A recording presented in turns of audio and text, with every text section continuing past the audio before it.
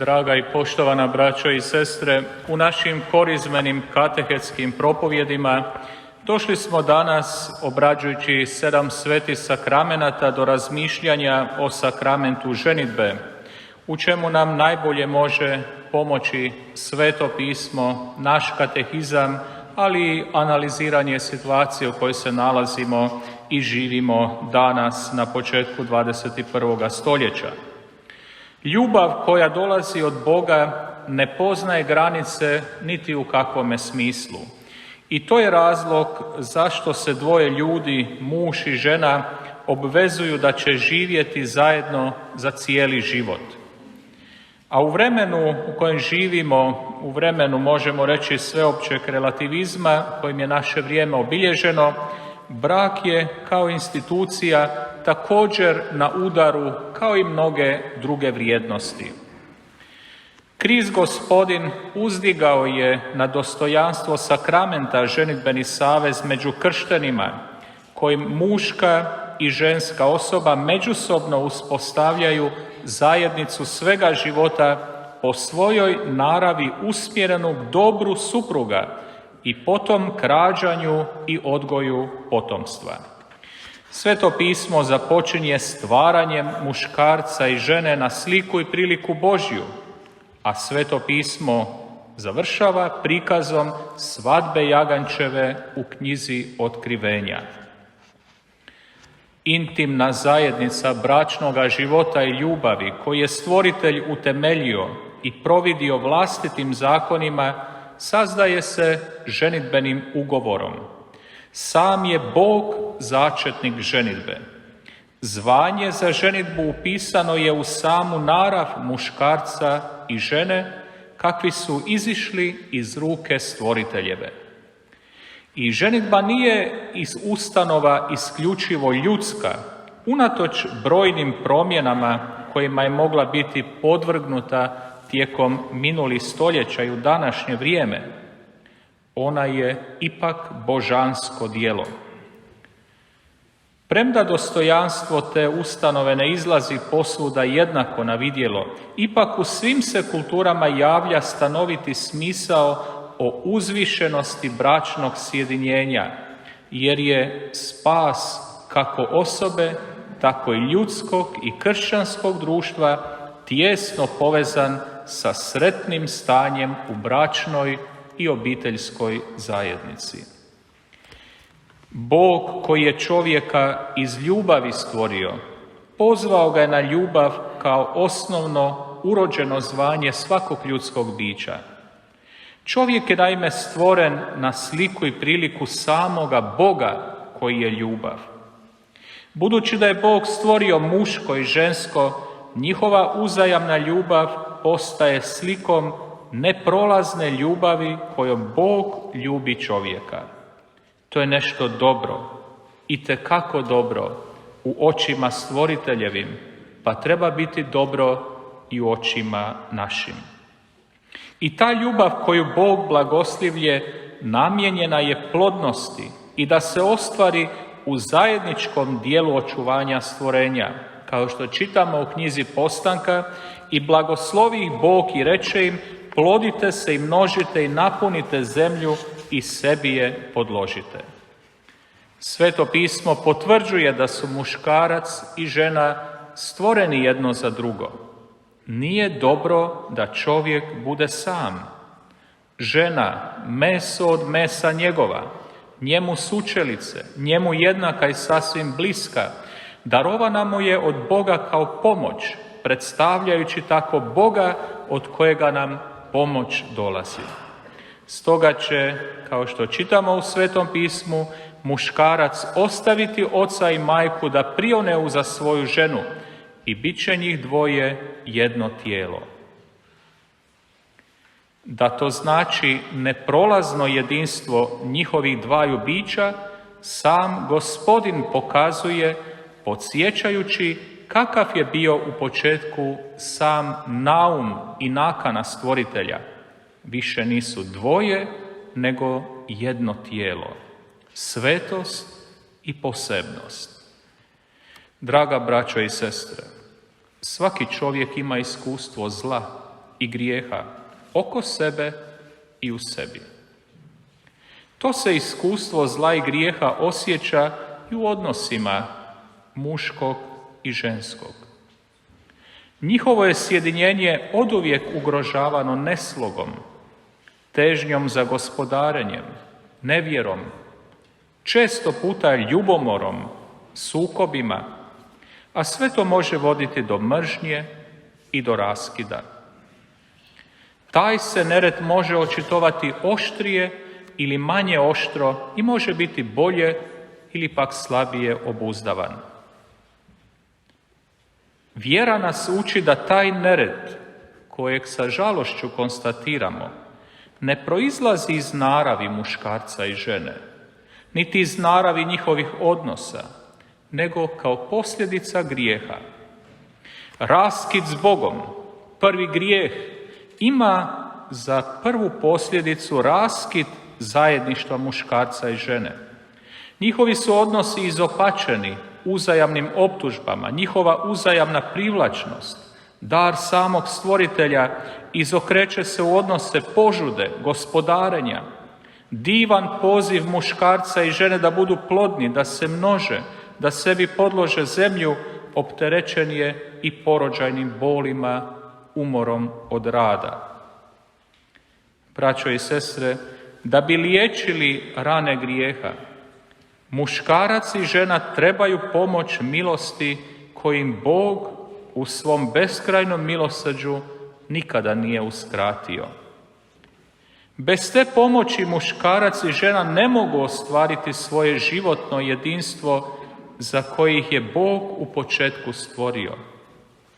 Nakon pada, ženidba pomaže da čovjek nadvlada povlačenje u sebe, sebičnost i traženje vlastitog užitka, te potiče otvaranje drugomu, uzajamno pomaganje i sebedarje. Na početku svog javnog djelovanja Isus je, svi to znamo dobro iz Evanđelja, na zahtjev svoje majke učinio svoje prvo čudo baš za vrijeme jedne svadbe. Crkva pridaje veliku važnost Isusovoj nazočnosti na svadbi u Kani Galilejskoj. U tome prepoznaje potvrdu da je ženidba nešto dobro i navještaj da će odsad biti djelotvornim znakom mjesta i događaja gdje će Krist biti nazočan. U svom je propovijedanju Isus i nedvosmisleno naučavao izvorni smisao sjedinjenja muškarca i žene, kako je to stvoritelj htio u početku, što dakle Bog združi, čovjek neka ne rastavlja. Apostol Pavao kaže: muževi, ljubite svoje žene kao što je Krist ljubio crkvu, te sebe predao za nju da ju posveti, odmah dodajući da će stoga čovjek ostaviti oca i majku da prione uza ženu svoju i dvoje njih bit će jedno tijelo, o čemu smo već spomenuli. I naglašava apostol, to je veliko otajstvo, tajna. Draga braćo i sestre, Isus Krist središte je sveg našeg kršćanskog života. Veza s Isusom je ispred svih drugih veza, ispred obiteljskih i ispred društvenih veza. Od samih početaka crkve bilo je muškaraca i žena koji su se odricali velikog bračnog dobra da bi izabrali drugi put, da bi slijedili, kako kaže Sveto pismo, jaganjca kamo god on pođe, da bi se bavili ono što je Gospodinovo i nastojali Gospodinu ugoditi. Sam je Krist neke pozvao da ga slijede u takvom življenju kojemu je Isus uzor. Doista, čitamo u Svetom pismu, ima za ženidbu nesposobnih, koji se takvi iz utrobe majčine rodiše, bolesni, nesposobni. Ima nesposobnih koje ljudi onesposobiše kroz ratove, mržnje, tučnjave, pa su ostali na različite načine opterećeni i bolesni. u nemogućnosti da sklope brak. A ima i nesposobnih, kaže Sveto pismo, koji sami sebe onesposobiše poradi Kraljevstva nebeskoga. Tko ima uši, neka čuje, kaže Isus. U tu kategoriju spadaju oni koji su ostavili taj način života bračni da bi slijedili Krista Gospodina radi Kraljevstva nebeskoga, kojemu je predokus i početak već na ovome svijetu. I redovništvo, djevičanstvo, svećeništvo znak je tog kraljevstva i novoga života, već ovdje kao uvertira onoga što će biti u vječnosti. Oboje, i sakrament ženidbe i djevičanstvo radi Kraljevstva Božjega, potječu od istoga našega Gospodina. On im daje smisao i udjeljuje milost potrebnu da se mogu živjeti u skladu s njegovom voljom. Ženidbeni savez, znamo, sklapaju kršteni muškarac i žena, slobodni za sklapanje ženidbe, slobodno izražavaju i svoju privolu, a biti slobodan znači ne biti podložan nikakvoj prisili, biti bez zapreka. A crkva smatra uzajamnu privolu među mladencima važnim čimbenikom, nužnim čimbenikom koji čini ženidbu. Ako nema te privole u slobodi, nema niti valjane ženidbe. Privola je, dakle, čin volje kojim se supružnici uzajamno darivaju i primaju. Uzimam te za svoju ženu, uzimam te za svoga muža. Ta privola koja uzajamno vezuje supružnike nalazi svoje ispunjenje u činu kojim njih dvoje postaju jedno tijelo. Da supružničko da bude čin odgovoran i slobodan i da taj ženidbeni savez ima čvrste i trajne kršćanske ljudske temelje, priprava za brak je od osnovne važnosti. Danas možda više nego ikada. Mnogi se danas itekako smatraju spremni, prikladni za brak, a onda od tog braka niti B ne mogu izdržati. Povlašteni su put toj pripravi primjer i nauk roditelja i obitelji. Uloga pastira i kršćanske zajednice kao Božje obitelji nužna je za prenošenje i ljudskih i kršćanskih vrijednosti braka i obitelji. To više što u naše doba mnogi mladi imaju iskustvo o razorenim obiteljima. Mlade treba osobito u krilu njihovih obitelji prikladno i na vrijeme poučiti o dostojanstvu bračne ljubavi, o odgovornosti bračne ljubavi, o zadaći bračne ljubavi, o izrazima bračne ljubavi, kako bi odgojeni u poštivanju čistoće mogli u pravo doba prijeći od lijepog i časnog zaručništva u još ljepši brak. Budući brak i bračno zajedništvo itekako ovise od obiteljskog i vjerskog odgoja, od iskrenosti zaručnika, od razgovora, konkretnih razgovora, od pripreme prije braka i od izgrađivanja pažnje i ljubavi koja se očituje u malim stvarima. Molitva za bračnoga druga od presudne je važnosti, isto tako iskreni razgovor, ne slijepa ljubav, već razumna ljubav. Moliti za bračnoga druga, ne samo onda kad si upoznao mladića ili djevojku, zaručnika ili zaručnicu. Moliti i prije da Gospodin dade svjetlo svoje, da pokaže koji je to tvoj životni put, koji je tvoj cilj i smisao.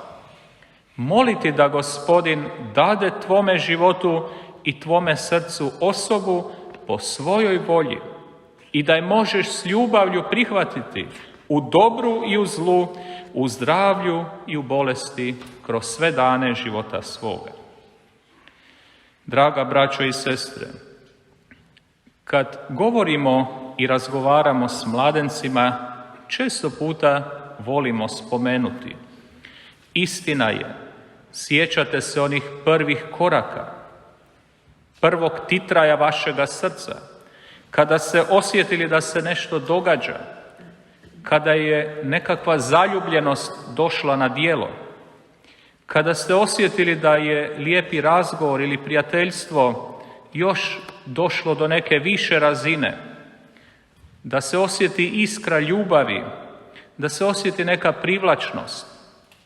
Sigurno da u tim trenucima itekako igra ulogu i fizički izgled, fizička privlačnost. Da se nekome ne sviđa, ne bi se nikada približili, to je nekakav prvi korak. Ali nije sve u tome i ne može uvijek to ostati glavno, fizičko i izvanjsko i tjelesno. Nekakav postupak pravog zaljubljivanja zapravo dovodi da se zaljubiš kroz vidljivo u nešto nevidljivo, kroz prolazno u nešto neprolazno.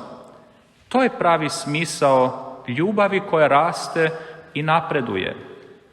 I zato često puta zaručnicima i mladencima znam reći: ok, sada ste 2, 3, 4 godine u vezi, nekakvo vaše zaljubljivanje i povezanost došlo do vrhunca, postoji sad nekakva opasnost da budete jedno drugome teret, da budete možda jedno drugome dosadni i postoji nekakva opasnost da bi vaš odnos, vaša privlačnost, vaša ljubav mogla početi padati. I zato je vrlo važno do braka prijeći tu razinu zaljubljivanja nekakvog maglovitog u razumnu ljubav.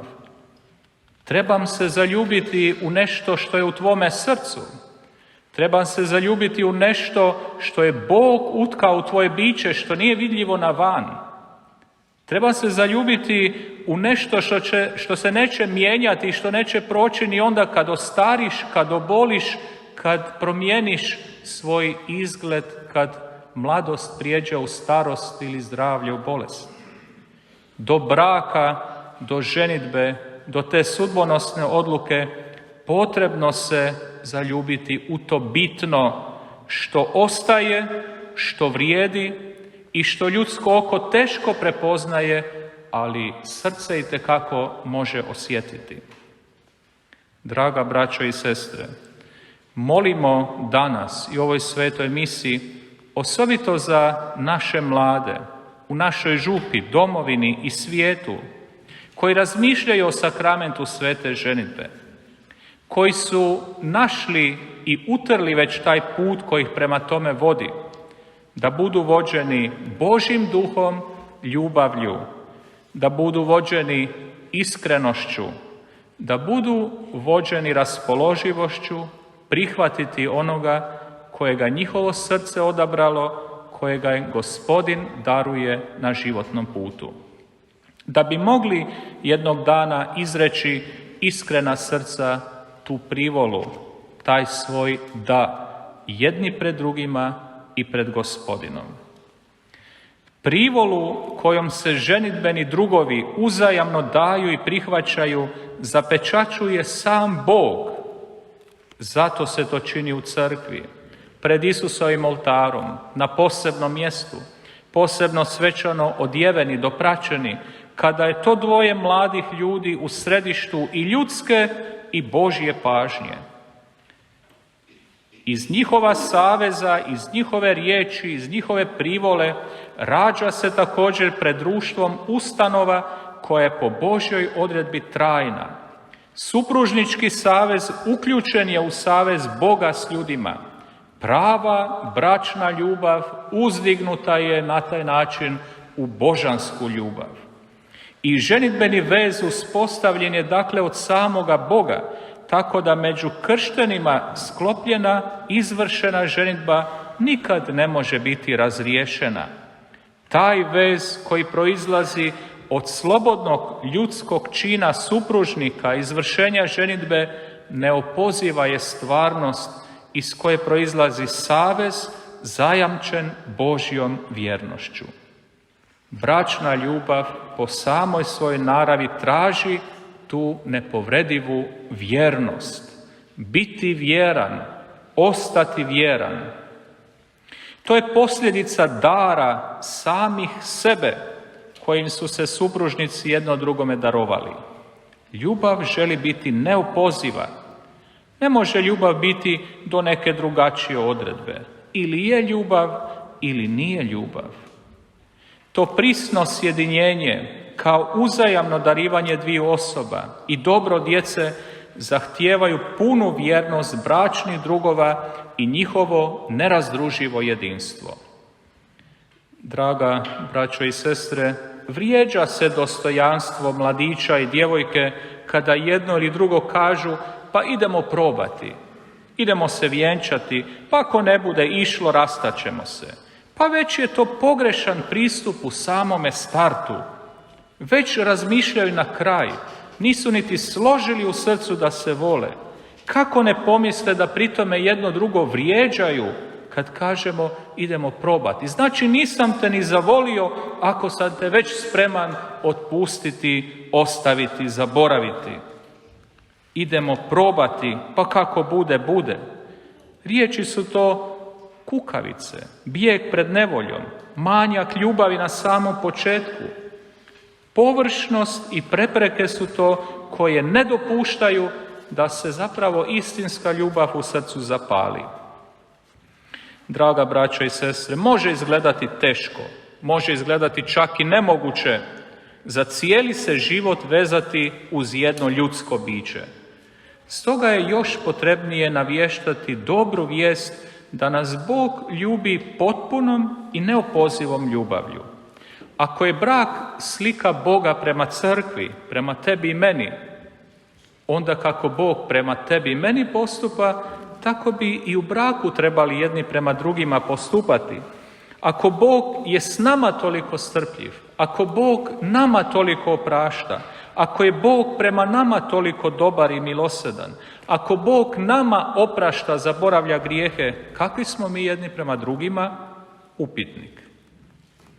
Muž i žena koji Božjom milošću, često i u vrlo teškim uvjetima, daju svjedočanstvo ljubavi, zaslužuju zahvalnost, potporu i divljenje.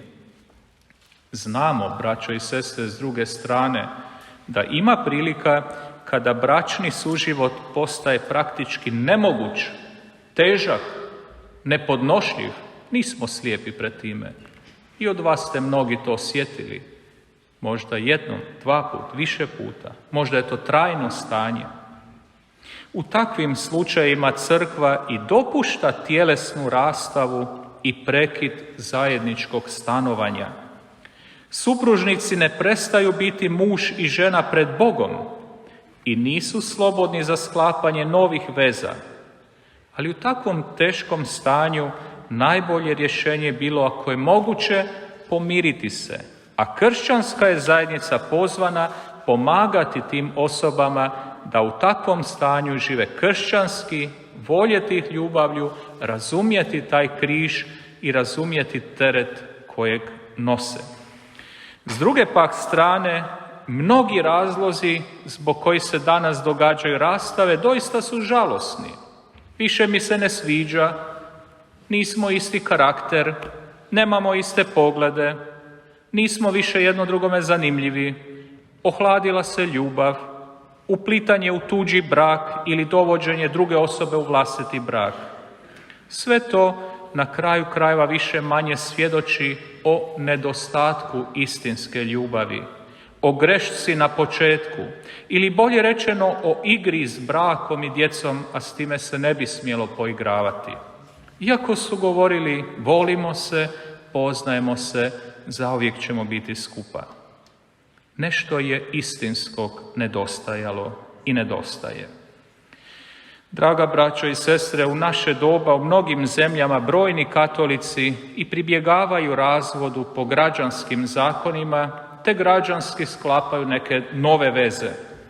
Vjerna riječi Isusa Krista Tko otpusti svoju ženu pa se oženi drugom, čini prema prvoj preljub. I ako žena napusti svoga muža pa se uda za drugoga, čini preljub. Crkva drži da ne može priznati valjanom novu vezu ako je prvi brak bio valjan. Ako su se rastavljeni građanski ponovno vjenčali, nalaze se u stanju koje se objektivno protivi Božjem zakonu. Stoga ne mogu pristupiti pričesti dokle god traju takve prilike. Iz istog razloga ne mogu preuzimati stanovite crkvene odgovornosti poput kumstva. Ne može im se udijeliti ni pomirenje u ispovjedi, osim onima koji se pokušaju i koji se pokaju što su povrijedili znak vjernosti Kristu, obvezujući se živjeti u potpunoj uzdržljivosti.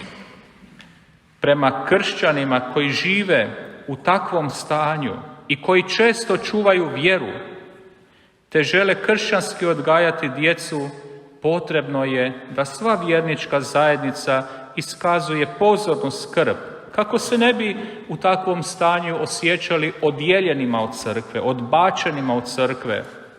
I oni su kršteni, i oni su potrebni Božjeg milosrđa i naše ljubavi. Pa iako im je uskraćena ispovjed i pričest, možda i kumstvo, treba ih poticati na slušanje Božje riječi, na sudjelovanje u misi, na ustrajnost u molitvi, da podupiru dobrotvorne pothvate i tako dalje. Draga braćo i sestre, ustanova ženidbe i bračna ljubav po svojstvu naravi usmjerene rađanju i odgajanju djece, te u tome nalaze i svoje ispunjenje.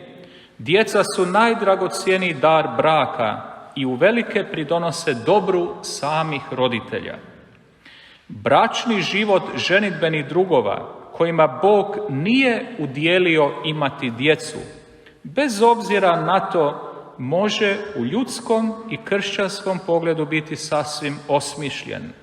Djeca su dar, na njih nemamo pravo, ona su Božji dar.